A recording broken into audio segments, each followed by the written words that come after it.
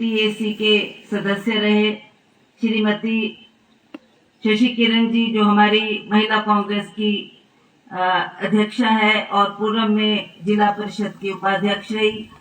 शशि किरण जी, आपने बहुत अच्छे विचार यहाँ पर रखे और मैं चाहूंगी कि इसी तरह से आप लाहौल स्पीति के हर क्षेत्र में जाकर हमारी कांग्रेस पार्टी की विचारधारा को लोगों के सामने रखें।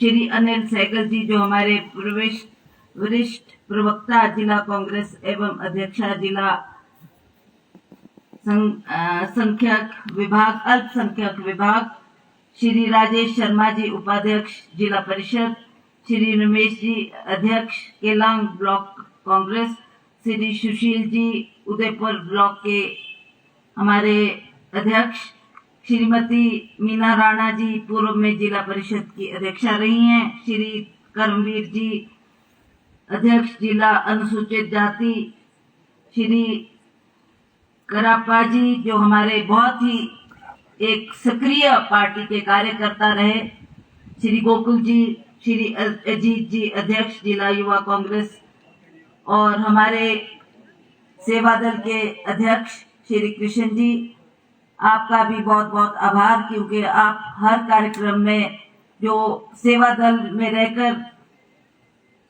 पार्टी को अपनी सेवाएं देते हैं उसके लिए आपकी और आपकी सब टीम को मैं बहुत बहुत बधाई देना चाहती हूँ। हमारे पार्टी के तमाम अग्रिम पंक्ति में यहाँ बैठे सभी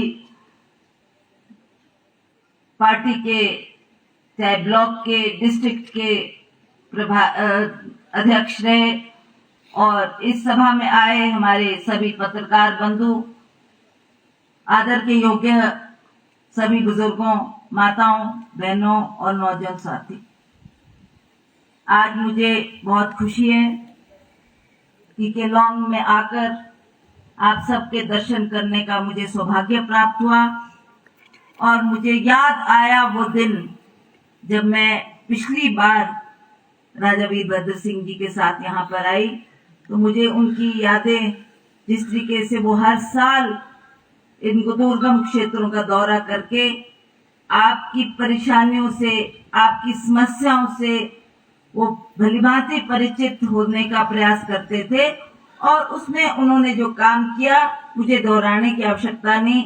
आप सब जानते हैं कि क्या काम उनके कार्यकाल में हुए। जब भी वो बतौर मुख्यमंत्री के उन्होंने हिमाचल प्रदेश का कार्यभार संभाला तो उनके आदेश होते थे कि मुझे हर साल अपने दुर्गम क्षेत्रों का दौरा करना है। हर साल वो प्रयास करते थे, चाहे लाहौल स्पीति जाए, चाहे पांगी भरमौर जाए, चाहे किन्नौर के इलाके को जाए और उसी तरह से हमारा रोडू में एक बहुत दुर्गम क्षेत्र डोडरा कुवार का इलाका है जहाँ 60 साल से सड़क नहीं बन पाई। लोग जानते भी नहीं थे कि किस तरीके का विकास होता है, क्या काम होते हैं, कैसे उनके आवागमन के लिए बहुत सी परेशानियां थी। और जब जब भी ये बात आती थी तो राजा वीरभद्र सिंह जी कहा करते थे कि मुझे डोडरा कुवार में आकर ऐसा लगता है कि यहाँ जो विकास होना चाहिए वो इतने साल नहीं हो पाया, तो सबसे पहले तो मैं यहाँ सड़क बनाऊंगा। आप मानोगे नहीं कि उन्होंने हेलीकॉप्टर में वहां जीप पहुंचाई, हेलीकॉप्टर में जीप पहुंचाई और तब विभाग को आदेश दिए कि आप इन मशीनों को भी इसी तरह से यहाँ से ले जाएं और इन पहाड़ों को चीरते हुए आप एक सड़क का यहाँ पर निर्माण करेंगे।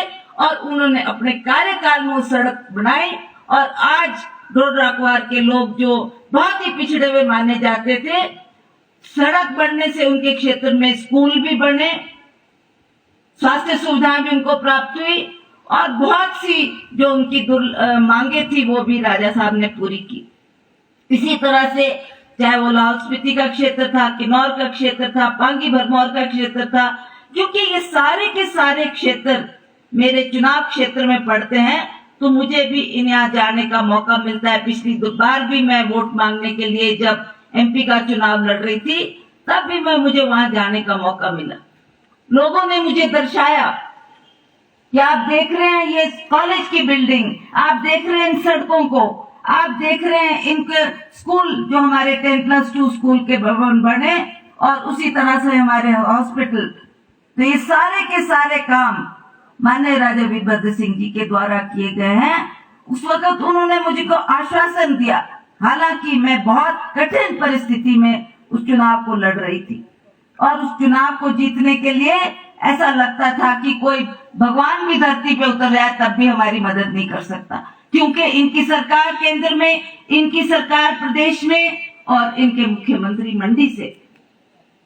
जब ऐसी परिस्थिति हो तो बाई इलेक्शन जीतना एक बहुत दुर्गम काम लग रहा था, पर लोगों के आशीर्वाद से, आप लोगों के आशीर्वाद से, आपने भी जो पीछे सहयोग दिया, आपके आशीर्वाद से मैंने ये सीट को जीता, जिसमें सारे ही 17 हलकों के लोगों ने वोट दिया और मैं मेंबर ऑफ पार्लियामेंट बनकर दिल्ली पहुंची। मैं मिली सोनिया गांधी जी से, आप मानोगे नहीं, वहां पर जब मैंने अपना जाकर उनके जो हमारा कांग्रेस का दफ्तर है, एक एक बाबू, एक एक पियोन, एक एक व्यक्ति, बड़ा छोटा नेता, सबने आकर कहा, प्रतिभा सिंह जी आपने तो ऐसा लगता है माउंट एवरेस्ट चढ़ लिया, इतने फतेह कर लिया, जो आपने इतनी बड़ी जीत कांग्रेस को दिलाई। हमें गर्व है और हमें विश्वास है कि अब हम दोबारा से कांग्रेस जीवित होगी और दोबारा से हमारे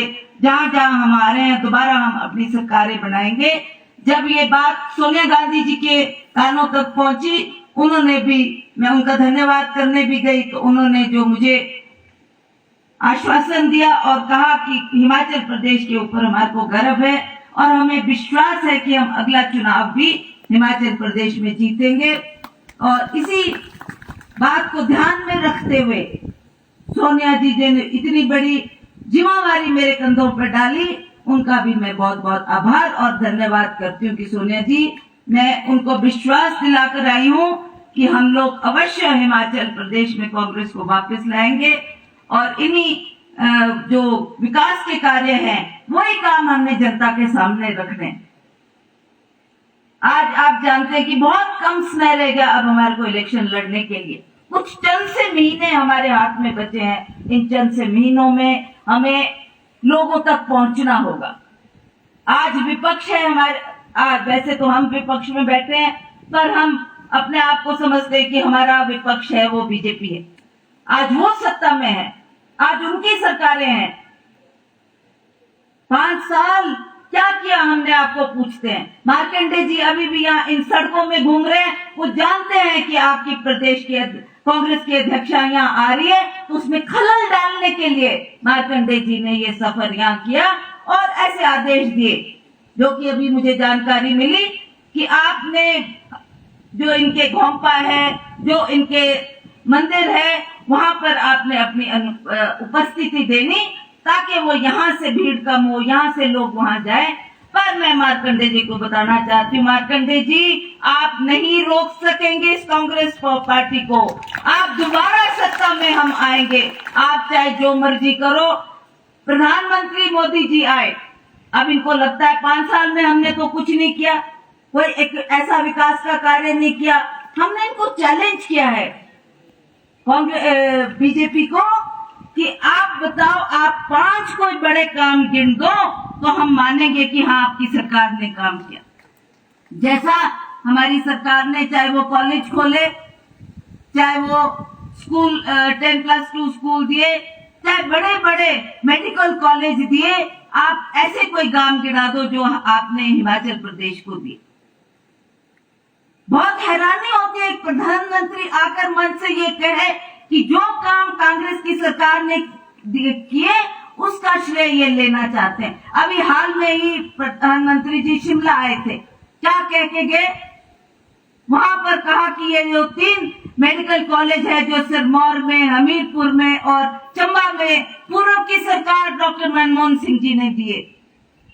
हमारे जो उस वक्त स्वास्थ्य मंत्री होते थे गुलाम नबी आजाद जी के पास माननीय वीरभद्र सिंह जी ने जाके उनसे आग्रह किया कि मेरे को 3 मेडिकल कॉलेज चाहिए हिमाचल प्रदेश के लिए, तो उन्होंने हर एक मेडिकल कॉलेज के लिए 200 करोड़ देकर कहा कि आप ये हिमाचल प्रदेश में ये मेडिकल कॉलेज बनाए। हम धन्यवाद करते हैं उस सरकार का जिन्होंने हमारी हर मांग को सुना, हर फरियाद को सुना।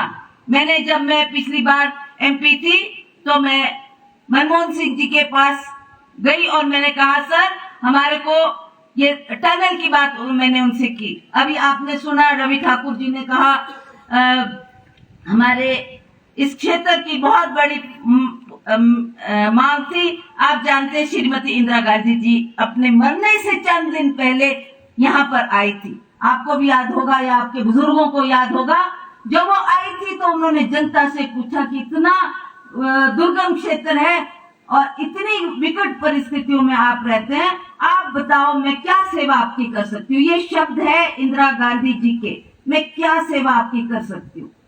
तो उन्होंने कहा, उस टाइम राजा वीरभद्र सिंह जी मुख्यमंत्री थे तो वो भी साथ थे और सुबह का समय था क्योंकि आप जानते हैं ये पहाड़ी इलाके हैं।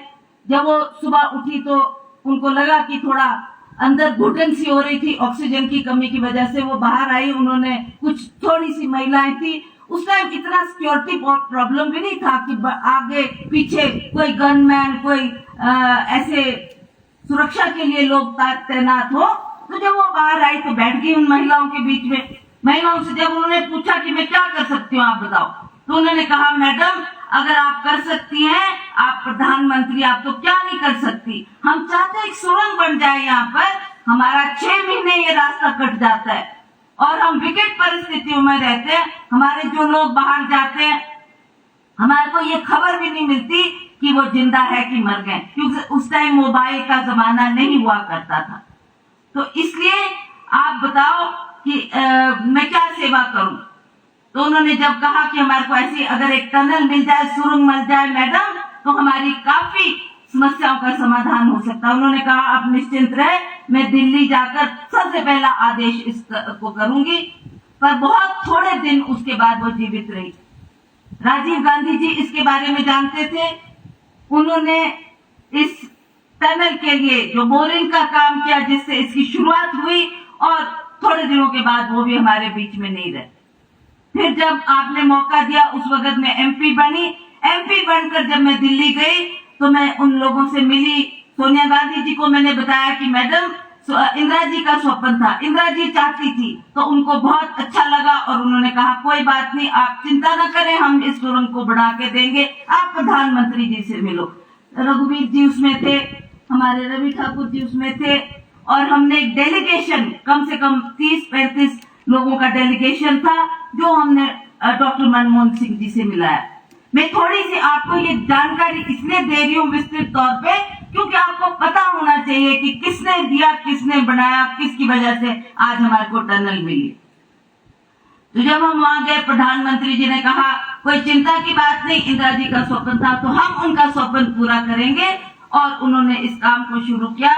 जैसा इन्होंने कहा उन्होंने 1355 करोड़ पहली किश्त दी इस टनल के लिए और उसके बाद इसका काम शुरू हुआ और समय पर ये काम होता रहा। बहुत टाइम लगा इसको बढ़ने में, पर फिर भी आज हमें खुशी है कि हमारे कार्यकाल में ये काम पूरा हुआ और जब ये काम पूरा हुआ तो ये प्रधानमंत्री नरेंद्र मोदी जी को बुलाते हैं उसका उद्घाटन करने के लिए। बड़ा भारी एक जश्न मनाया गया।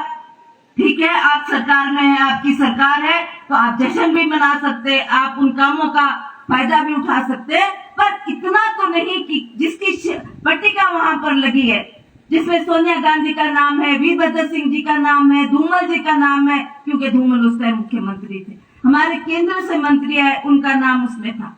उस पट्टिका को तो कम से कम वहां रहने देते लगी हुई ताकि लोगों को पता होता कि ये काम की शुरुआत किसने की है।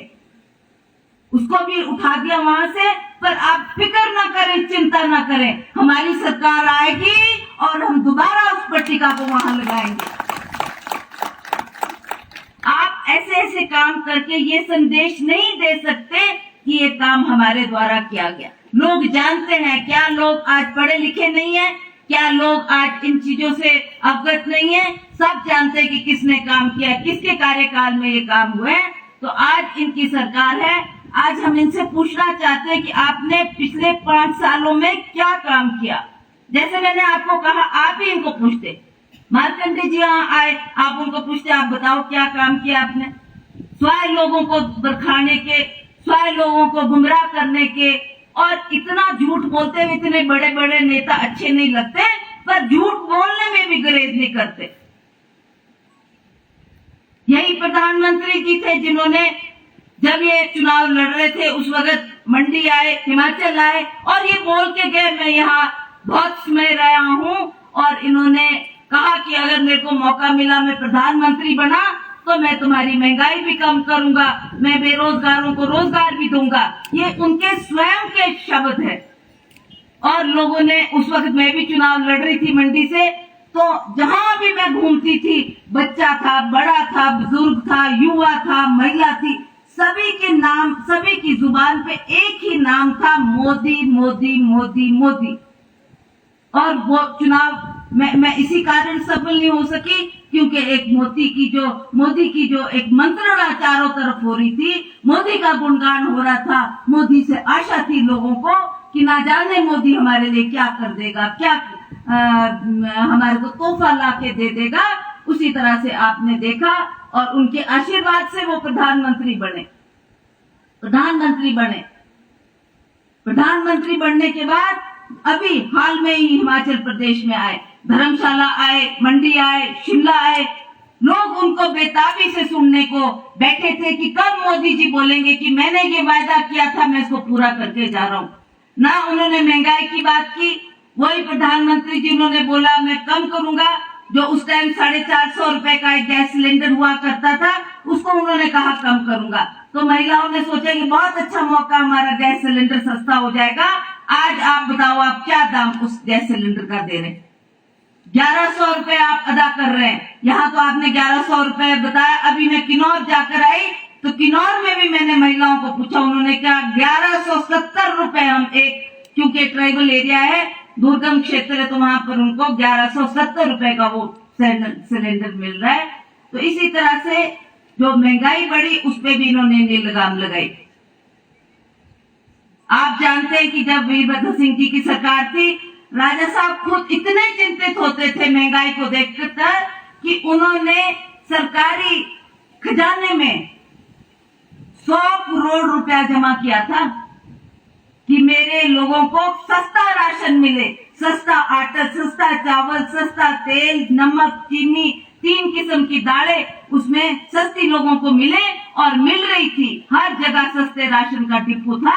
अगर जैसा किसी ने मेरे से यहाँ पहले कहा, अगर आज आप दुकान की कीमत देखेंगे और डिपो की कीमत देखेंगे तो कोई अंतर नहीं। आप बाहर जितने में खरीद रहे हैं अपना राशन, उतने ही में डिपो में मिल रहा है, और मिल भी नहीं रहा पूरी तादाद में।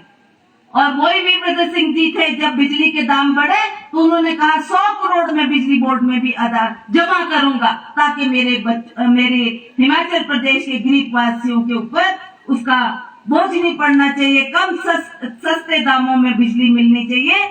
तो ऐसे ऐसे काम वो करके गए। ये चाहते, ये सत्ता में थे, ये भी कर सकते थे, ये भी आराम दे सकते थे हमारे लोगों को।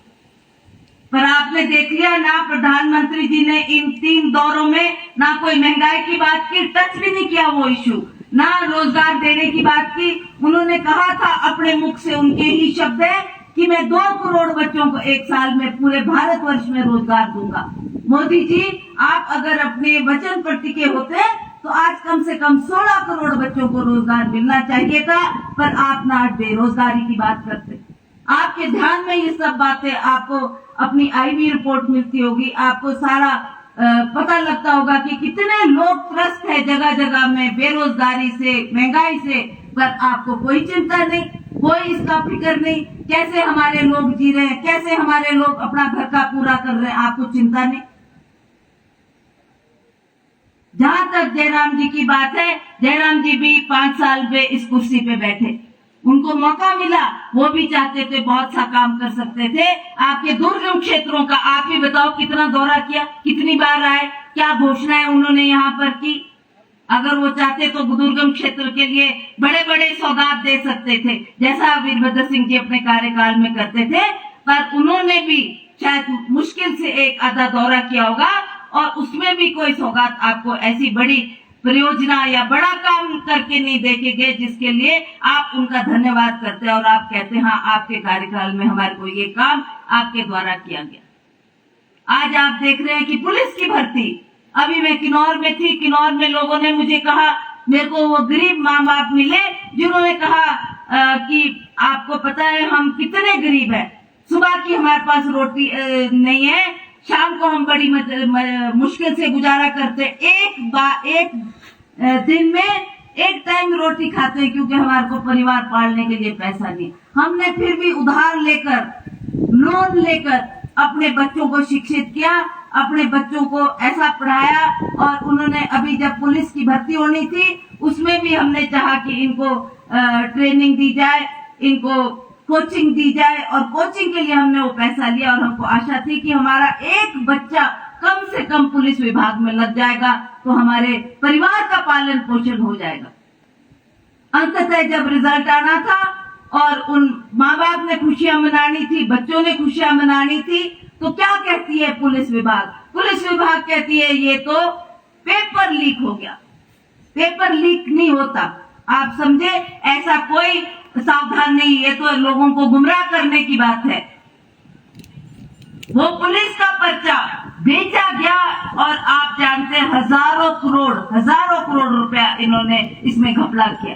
चाहे आपका डीजी पुलिस है, चाहे आपका आईजी है, चाहे आपके एसपी है, सभी इसमें संलिप्त है। और हमने डिमांड की थी, कांग्रेस पार्टी ने, हमारे युवा बच्चे धरने पे बैठे थे, युवा कांग्रेस के लड़के, युवा कांग्रेस के बच्चों ने कहा था हमारे साथ बहुत गैर इंसाफी हुई है, हम धरने पे बैठेंगे। वो भूख हड़ताल पे बैठे और उन्होंने सरकार के कान तक आवाज पहुंचाई कि ये क्या कर रहे हैं आप लोग, हमारे बच्चों के साथ खिलवाड़, हमको रोजगार मिलना था और अब तो ये मौका भी हमारे हाथ में नहीं आएगा। और इसलिए उन बच्चों ने भी उस बात को सरकार के ध्यान में रखा। पर आप हैरान होंगे, हमने सीबीआई की इंक्वायरी की, 31 तारीख की ये बात है और 30 तारीख की ये बात है कि हमने ही उन बच्चों को बोला कि आप अब इस अनशन से उठ जाएं, और हम 31 तारीख को प्रधानमंत्री आ रहे हैं, उनसे हम डिमांड करेंगे कि प्रधानमंत्री जी हमारे बच्चे अनशन पे बैठे हैं तो कम से कम आपको काले झंडे हम दिखाएंगे, आपको पता लगेगा कि बच्चों में क्या रोष है। पर ना प्रधानमंत्री ने ना मुख्यमंत्री ने कोई जवाब नहीं दिया। हमने उनसे डिमांड किया कि आप सीबीआई इंक्वायरी करें, ना कोई सीबीआई इंक्वायरी आज तक नहीं हुई है, उसमें आज तक नहीं हुई है। वो लोगों को गुमराह कर रहे हैं, वो चाहते हैं कि जितना भी इसमें एविडेंस उसको सब मिटा दिया जाए और अंत में कहेंगे कि जी ये तो सीबीआई को हमने हैंड ओवर कर दिया। अभी तक भी सीबीआई इसकी जांच नहीं कर पाई। हमारे कार्यकाल में जब हमारी सरकार थी, एक छोटी सी वादा